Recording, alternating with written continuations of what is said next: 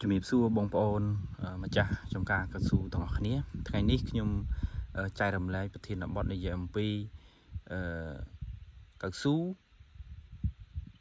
ធ្វើបែបណាកាត់បន្ថយងាប់នៅរដូវប្រាំងហើយ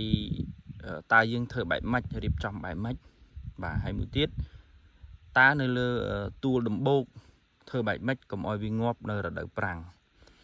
អញ្ចឹងថ្ងៃនេះខ្ញុំនឹងលើកប្រធានបទ2ហ្នឹងដើម្បីមកចែករំលែកជូនបងប្អូនបាទពីការដាំកៅស៊ូបាទអញ្ចឹងមុនចូលដល់ប្រធានបទខាងលើនេះសូមឲ្យបងប្អូនជួយ Subscribe Channel YouTube របស់យើងខ្ញុំផងហើយបងប្អូនដែលមានចម្ងល់ឬវិធីសាស្ត្រដាំនីមួយៗទាំងអស់នោះសូមបងប្អូនមើលនៅក្នុង Channel YouTube របស់យើងខ្ញុំទៅបាទមានចាប់ពីដាំរហូតដល់ការថែទាំរហូតបាទអញ្ចឹងនៅវីដេអូមួយបងប្អូនអាចចូលទៅក្នុង channel ហើយរកមើលកន្លែងវីដេអូបងប្អូនមើលវីដេអូមួយណាដែលបងប្អូនអាចពេញចិត្តបងប្អូនមើលតាមហ្នឹងទៅចំប្រធានបទដែលបងប្អូនចាំបាច់ត្រូវការគឺមាននៅក្នុងទាំងអស់ហើយមួយវិញទៀតសម្រាប់បងប្អូនដែលគាត់ចង់បានជីថ្នាំកសិកម្មបាទរត់ទៅលើបច្ចេកទេសបាទ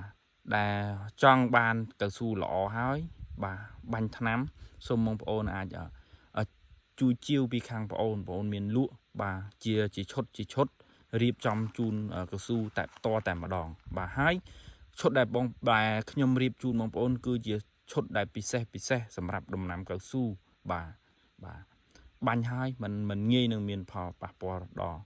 ដំណាំឬបង្អាក់ការលូតលាស់របស់ដំណាំទេបាទអញ្ចឹងមុនចូលដល់ប្រធានបទយើងខាងលើនេះដែលខ្ញុំរៀបរាប់និយាយអំពីកូនកៅស៊ូដែលទើបនឹងដាំតើយើងមានវិធី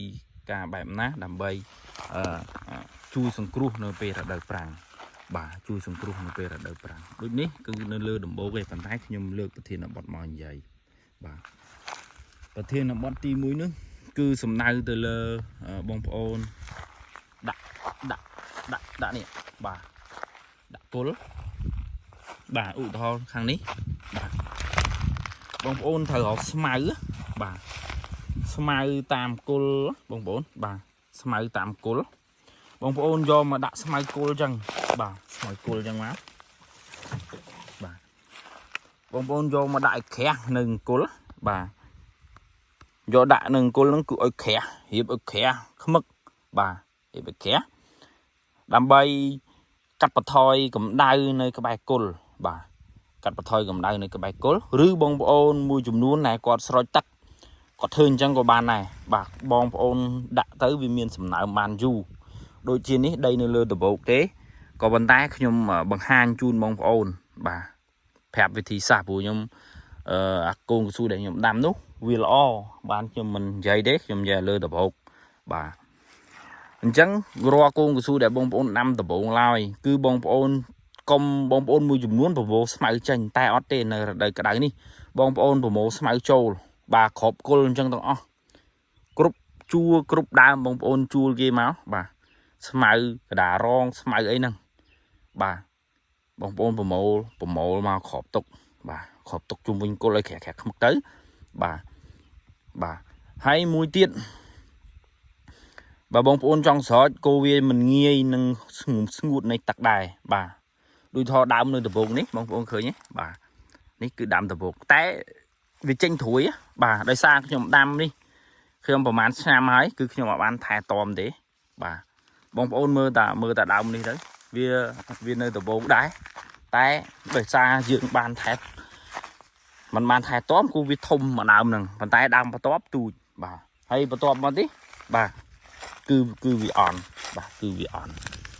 អញ្ចឹងបាទគឺវាអន់តែខ្ញុំយកដីមកគ្របអញ្ចឹងបាទហ្នឹងគឺដីដំបូក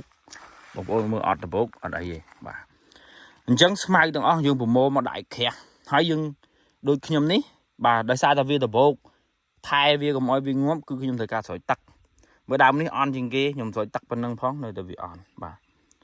អន់បាទយើងត្រូវការស្រោចទឹកបាទជូនទៅលើវាហើយចំពោះដើមនេះគូនៅលើដំបូក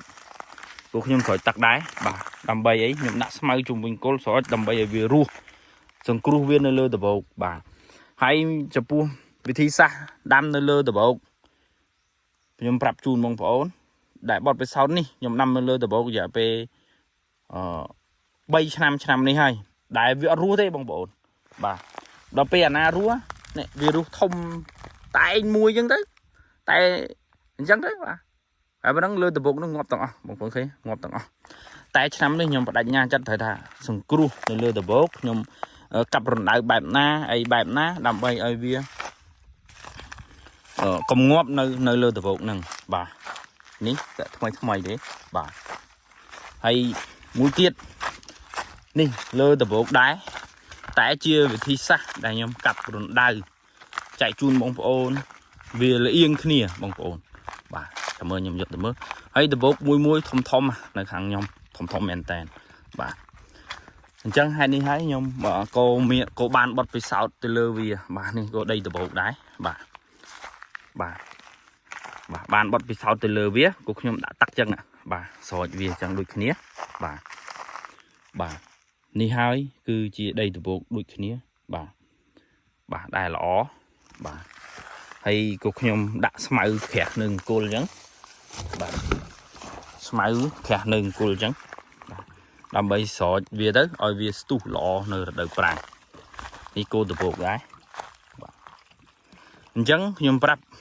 ស្មៅដែលខ្ញុំដាក់នៅអង្គុលទាំងអស់វាជួយឲ្យល្អហើយដល់ពេលខ្ញុំស្រោចទឹកទៅវាជួយនេះអញ្ចឹងវិធីសាស្ត្រដាំនៅលើដំបូងដែលខ្ញុំដាំចុងក្រោយទី1បាទគឺខ្ញុំកាប់រណ្ដៅកន្លះម៉ែត្រ4ជ្រុងជម្រៅក៏កន្លះម៉ែត្រដែរបាទហើយខ្ញុំយកស្មៅបាទស្មៅ10ភាគយកអាចគោ10ភាគឬអាចអីក៏ដោយតែដាក់ចូលនៅក្នុងហ្នឹងហើយបងប្អូនលុបបងប្អូនលុបដាក់ស្មៅចូលផងបងប្អូនដាក់ដីបន្តិចផងដាក់អាចគោបន្តិចផងច្បល់ទៅដាក់នៅក្នុងហ្នឹងបងប្អូនដាក់ពេញតៅបាទដាក់ពេញតៅបាទហើយមួយទៀតយើងហែកថកង់កូនអីទាំងអស់គឺយើងយកដីខាងក្រៅបាទដីខាងក្រៅចេះដីខាងក្រៅចឹងបងប្អូនយកដីខាងក្រៅហ្នឹងមកបាទដាក់ព័ទ្ធជុំវិញនៃទួលចឹងហើយយើងបងប្អូនដាក់កូនបាទដាក់កូនបាទអាហ្នឹងដាំដូចពូនចឹងដើម្បីអីបាទដើម្បីឲ្យដីថ្មីទាំងអស់ហ្នឹងឲ្យឫសវាចាប់មកស៊ីនៅលើដីថ្មីខាងលើហ្នឹងគឺវាចាប់ផ្ដើមចាក់ឫសហើយបាទខ្ញុំនេះក៏ពូនណាបាទចាប់ផ្ដើមចាក់ឫសខាងលើខាងក្រោមយើងបានដាក់ស្មៅអាចគោទោះវាបុកឬកែវឬអីទៅខាងក្រោមគោវាមានទំហំធំអញ្ចឹងបរិមាណរបស់វាចាប់ផ្ដើមចេញឫសស្បៃខាងក្រៅកាលណាដែលវាចេញឫសស្បៃមកខាងក្រៅរៀងឆ្ងាយអញ្ចឹង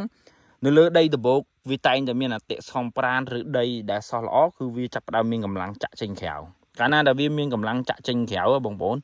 ធ្វើឲ្យកៅស៊ូនៅលើដំបូកនេះវាល្អប៉ុន្តែវាល្អនេះក៏ដោយសារកត្តារួមផ្សំទី1យើងស្រោចទឹកទៅលើវាបាទស្រោចទឹកទៅលើវាបាទទី2គឺបច្ចេកទេសនៃការដាំរបស់យើងបាទបច្ចេកទេសដាំរបស់យើងបាទហើយកៅស៊ូកាលណាតែវាដោះហើយឆ្នាំទី1ទី2ដូចអស់ហើយឆ្នាំទី3ហឹសមែកវាដើមវាកាន់តែធំឬវាកាន់តែឆ្ងាយអញ្ចឹងសន្មតថានៅលើដីដំបូកក៏វាជាកត្តាមួយ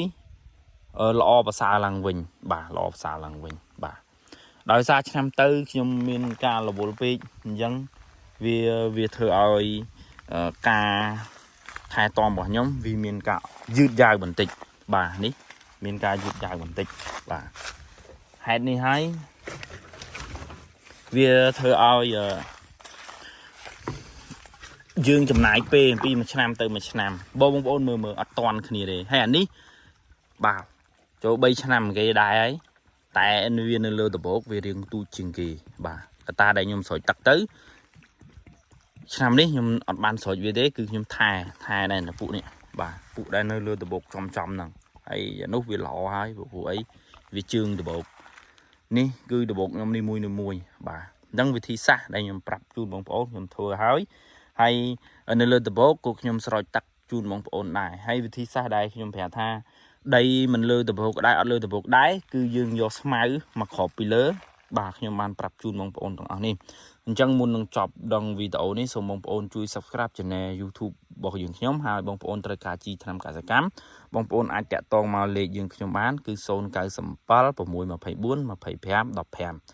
hay smart mà vào bọn đết cứ xôn học buôn mà phải phèm đọc mùi bà ốc côn xôm chùm điệp lìa